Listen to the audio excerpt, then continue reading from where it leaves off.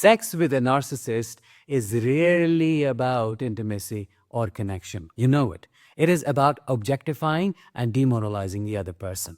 They use the bedroom as another stage to assert dominance and to keep you off balance. And their sexual habits can range from bizarre to outright dangerous. From naming their private parts, as crazy as that sounds, to withholding critical information on their STD history, these behaviors are all about feeding their ego and keeping you in a state of absolute confusion. Let's talk about 5 crazy sexual behaviors of a narcissist in today's episode. I am Danish, a narcissistic abuse recovery professional. Welcome to my channel. If you're still asking questions like, am I dealing with a narcissist or am I a narcissist? Download my free guide that answers the top 10 questions asked by every survivor of narcissistic abuse. The link is in the description. Number 1. They name their private parts. This one may sound laughable at first. After all, naming private parts could seem like harmless humor, couldn't it? But when a narcissist does it, there is a much darker undertone. They don't just pick a cute or funny nickname. They pick something grandiose, commanding, or even absurd.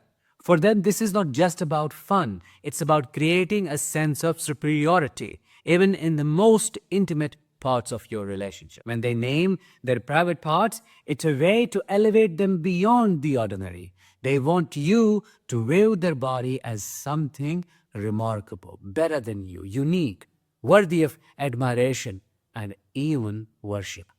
It's no longer just about physical intimacy. It becomes about their ego.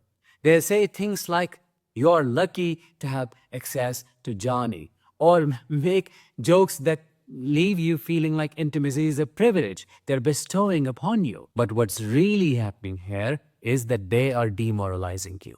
By turning something deeply personal into a performance, they are stripping the act of its vulnerability and turning it into another way to assert dominance over you.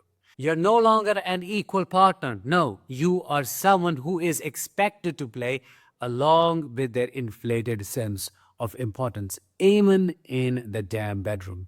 And if you do not react the way they expect you to, if you find a name game ridiculous or refuse to indulge their theatrics, that's when the belittling starts. They'll make you feel like you are not being cooperative and you are not fulfilling their sexual desires. Therefore, the harm to the relationship is caused by you and you only. The truth is, they're using you as a tool for pleasure. You are a thing they use to gain bodily pleasure and then throw away. Number 2, they withhold their STD history.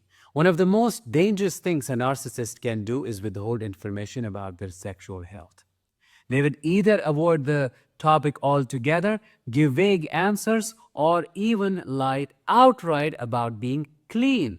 But the true harm comes when their recklessness catches up with them and they find a way to blame you for it. Imagine you contract an STD because they failed to disclose their history. They were having that STD. They gave it to you and they lied about their past. Instead of taking responsibility, they will turn the tables and accuse you of cheating. See how crazy they are, how evil they are?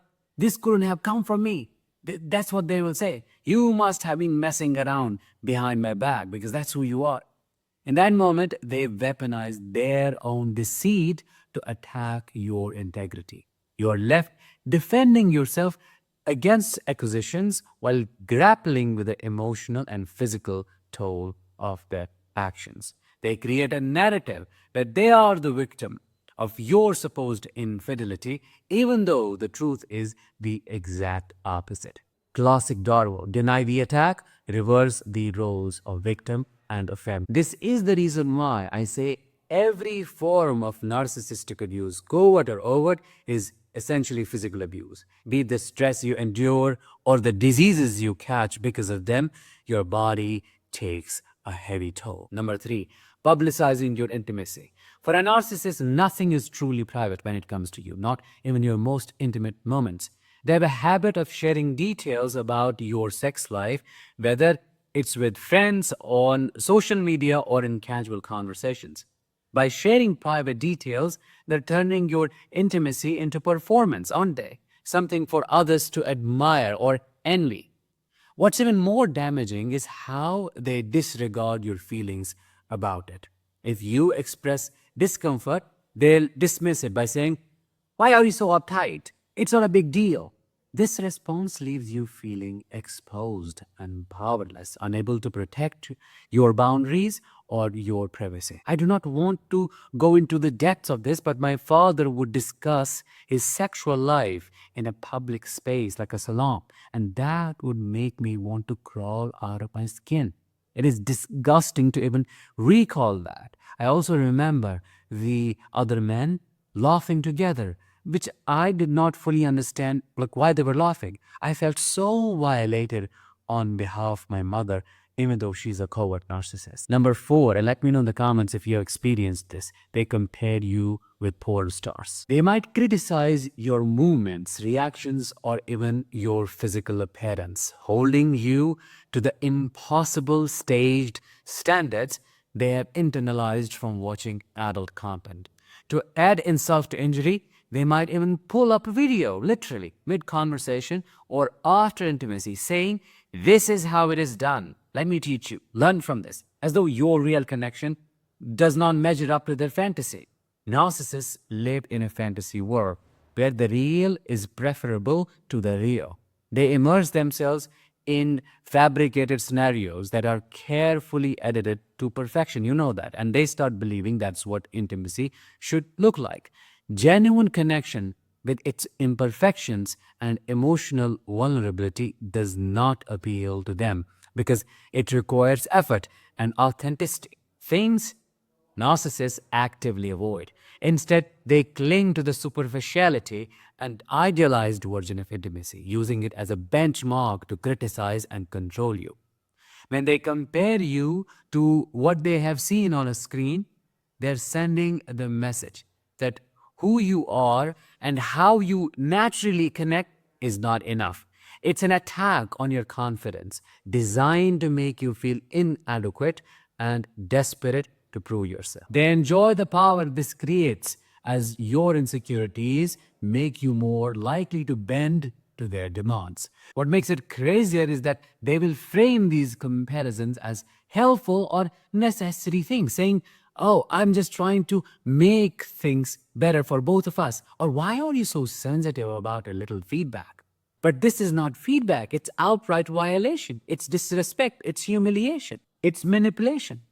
They're prioritizing their fantasy over their real connection on you. They keep prioritizing their fantasy over the real connection, which you keep trying to build, threatening you like a performer instead of a partner. The narcissist's obsession with fantasy reveals their inability to engage with real emotional depth. They do not want to face the vulnerability and mutual effort that true intimacy requires to grow. Having that said, I'm really curious to know which one of these habits have you personally experienced with the narcissist. Please drop your answers in the comments, because who knows, you might end up helping a lot of struggling survivors. With that, let's bring this episode to an end. Thank you so much for watching and listening. I will talk to you in the next one. Until then, as always, let the healing begin and continue.